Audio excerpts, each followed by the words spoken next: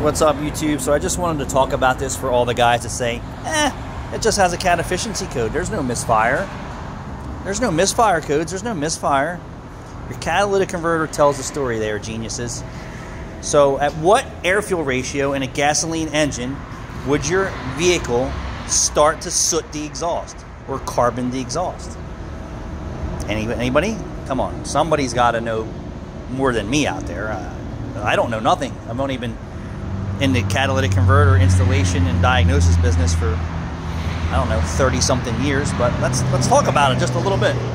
At what air-fuel ratio would your exhaust system start to show signs of carbon and soot in it? Well, we all know at 14.7 to 1, that's complete combustion in the exhaust, right? Stoichiometric. So there wouldn't be any carbon molecules or black soot in the exhaust in a gasoline-powered engine unless there was something else wrong.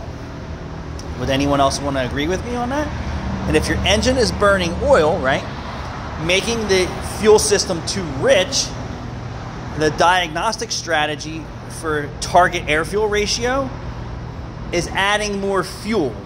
So if it sees an enrichment, right, from oil, we're just going to say oil, or whatever the case may be, the vehicle is trying to correct. So if it's saying it's too rich, it tries to lean the vehicle out, even though it really doesn't need to be leaned out for fuel because it's being enriched with oil. Right? Oil does combust, but it leaves more soot behind.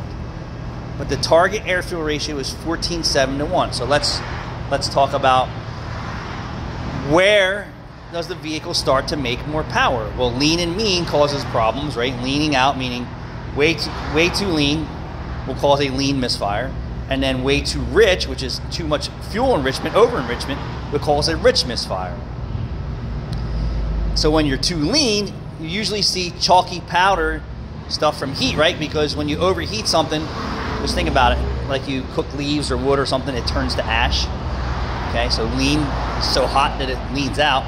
Too rich means it's too dark, and it's not incinerated properly. We'll just use those words.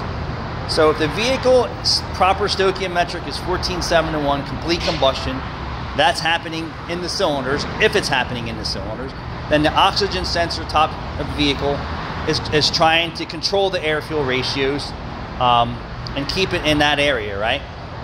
Once there's an over-enrichment or under-enrichment, it has a strategy, but it can only go so far.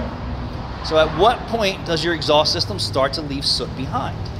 Well, you would have to say your fuel enrichment, your air-fuel ratio is too rich. So if you're seeing soot, you're too rich for one reason or another.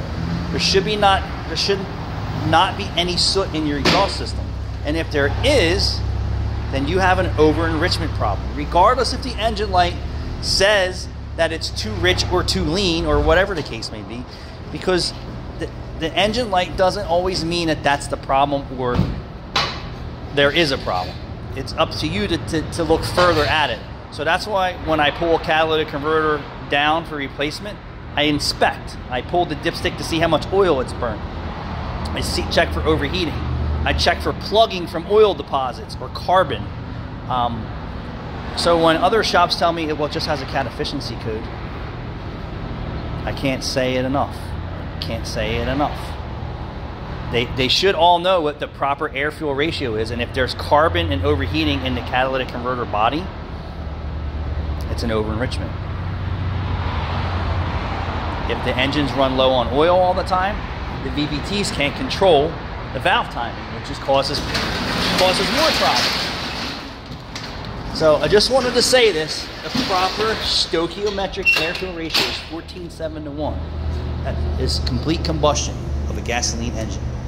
Anything lower than that is an enrichment running too rich, even though you don't get a rich code. And it could be rich just on cold start too long. It could be from thermostat too. Could be from many things, but the whole goal is to find out why and where and what can I do to help correct the problem or minimize the problems.